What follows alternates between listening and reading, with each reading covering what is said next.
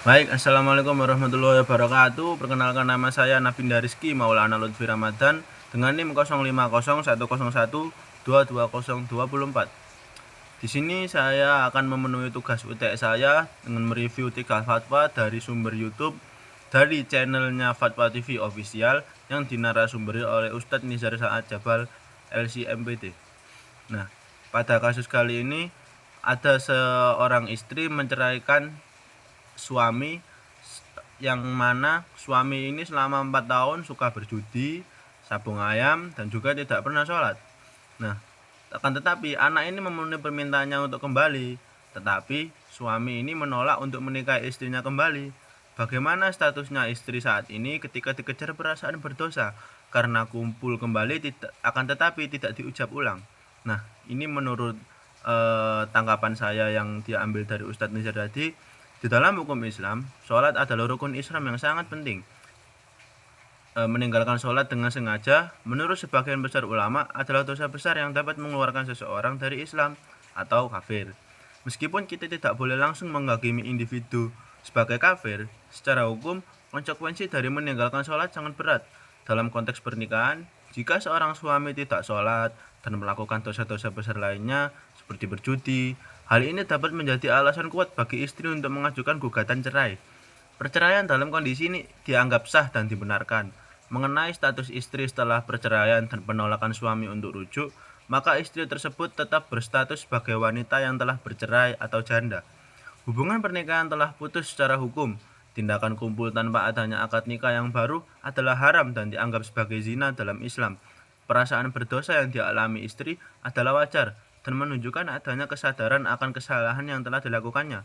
Solusi dari permasalahan ini adalah segera bertaubat kepada Allah Subhanahu wa taala, menghentikan perbuatan tersebut, dan jika ingin kembali bersama harus dilakukan akad nikah yang baru sesuai dengan syariat Islam.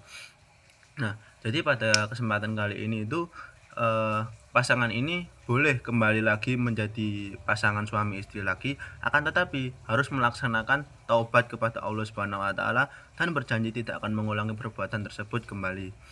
Nah, itu tadi yang kasus yang pertama. Kemudian untuk kasus yang kedua ini dari Ustadz Adi Hidayat, apa hukumnya jika suami sudah menalak istri lebih dari 3 kali?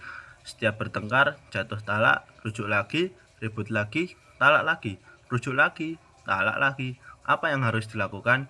Ini yang saya tangkap dari beliau. Dalam Islam, talak adalah hak dari seorang suami. Namun penggunaannya harus bijaksana dan bertanggung jawab. Jika seorang suami menjatuhkan talak kepada istrinya, kemudian rujuk, lalu kembali menjatuhkan talak, maka ini adalah proses yang perlu dicermati. Jika talak sudah dijatuhkan 3 kali, maka suami tidak bisa lagi rujuk kepada istrinya, kecuali setelah istrinya menikah dengan laki-laki lain, kemudian bercerai, barulah ia boleh menikah kembali dengan suami pertama. Nah, dalam hal ini penting untuk diingat bahwa talak bukanlah permainan atau alat untuk mengancam istri saat bertengkar. Talak adalah keputusan serius yang memiliki konsekuensi besar dalam kehidupan pernikahan. Jadi yang saya tangkap dari beliau ini, talak ini tidak boleh dilakukan secara main-main ataupun itu sekedar pura-pura dan sebagainya. Karena talak ini dalam Islam sangat-sangat tidak boleh untuk dibuat permainan. Ketika kita sudah mengucapkan talak kepada istri, walaupun itu hanya sebagai gurauan atau itu sudah sekedar pura-pura, itu sudah dianggap sah oleh Islam. Jadi kita itu jangan sampai untuk bermain-main dengan yang namanya talak. Nah, terus ini untuk pertanyaan yang ketiga dari Ustadz Dr. Muhammad Arifin Badri MA.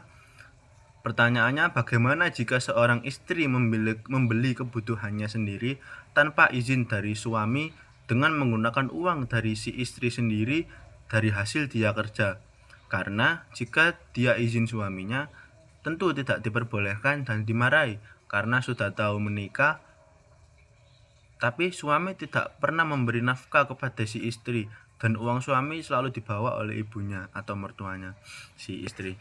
Nah, ini yang saya tangkap dari beliau, yakni dalam hukum Islam, seorang suami memiliki kewajiban untuk menafkahi istrinya.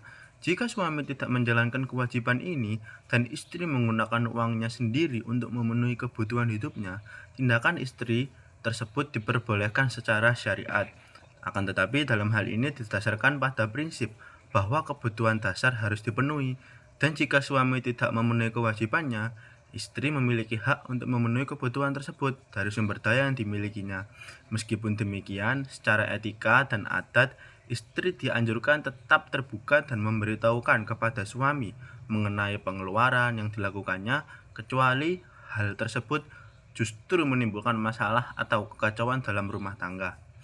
Nah, untuk reviewnya yang saya bisa tangkap dari beliau ini tadi, ketika kita sudah menikah, kita itu harus mempersiapkan apa-apa yang kita butuhkan untuk di masa depan.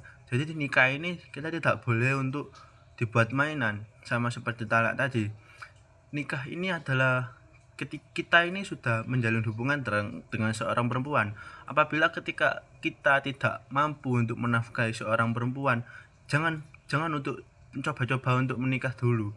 Kita harus bersiap diri agar kita supaya bisa mapan, dan agar si istri ini tidak merasa dia ini sudah mempunyai pekerjaan dan membelanjakan uangnya sendiri.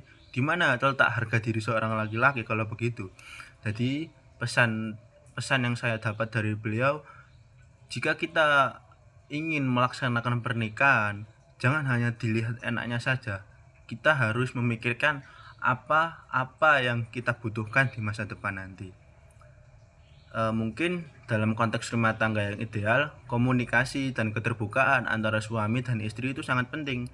Namun dalam situasi di mana suami tidak menafkahi istri dan bahkan melarang istri menggunakan uangnya sendiri, tindakan istri untuk memenuhi kebutuhannya sendiri dapat dibenarkan. Hal ini bukan berarti mengabaikan etika atau adat, tetapi lebih sebagai upaya untuk menjaga keberlangsungan hidup dan kesejahteraan diri.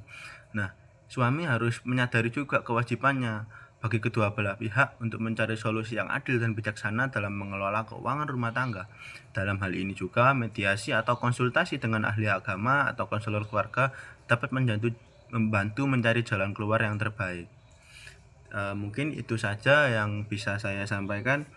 Mungkin jika saya ada salah-salah kata atau kata-kata saya yang kurang mengenakkan di hati jenengan semua, saya minta maaf yang sebesar-besarnya. Kurang lebihnya mohon maaf. Assalamualaikum warahmatullahi wabarakatuh.